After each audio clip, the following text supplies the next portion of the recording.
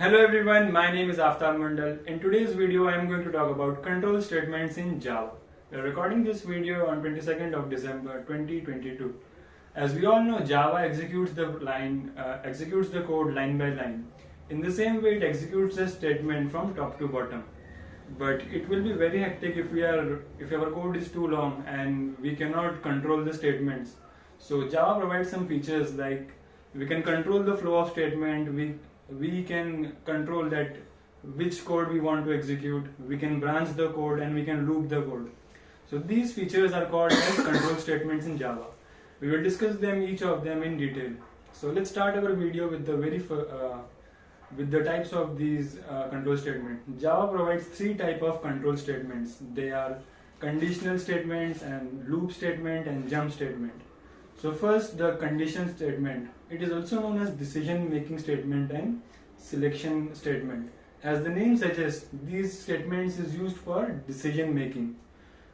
We can select what code we want to execute first. We can select which code we does not want to execute and when we want to break the code.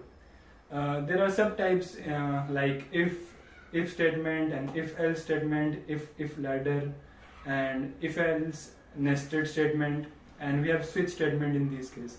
The work of all these are the first one is that if statement.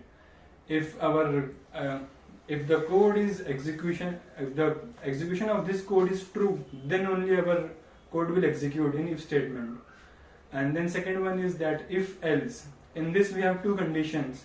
If the first one is true, then it will execute that line. If it is false, then it will print the else part. In the same way, we have the nested part of if else, in which we have multiple conditions. We can write it and else if statements. If none of the statements are true, then it will execute the last one of else statement. We discussed their syntax in the previous video, so we will skip to the next part, that is our loop statement. So the word loop, we all know the meaning of the word loop. While listening to the YouTube video, when we are listening to our favorite video, we just click on the button loop so that we can hear that music in repeat mode.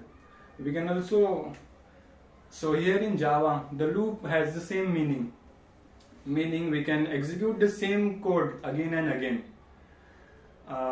We can break this code with the break statement, but we will discuss it later. So this loop statement have subtypes like the loop statement, and we have while statement and do while statement.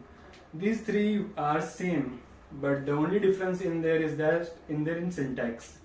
But the difference between while and do while, they are quite similar, but they differ in the while statement first checks the condition and then it executes the program. Meanwhile, in do while statement, it first executes the statement and then it checks the condition. Then we will get to a final point, that is the jump statement. So remember I called you the loop statements just repeated on repeat mode. We can break those statements with the help of break statements. So we have a keyword break. We can use this word with the loop, if else loop statements, and in for statements. If we use this word break, that block of code will skip that part and will execute the next iteration. In the same way, we have another type, that is continue.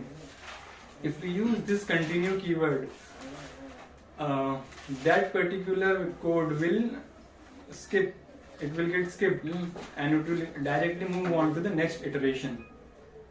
In this way, we can control our code. So that's it from my side. This is Aftab Mandal signing off.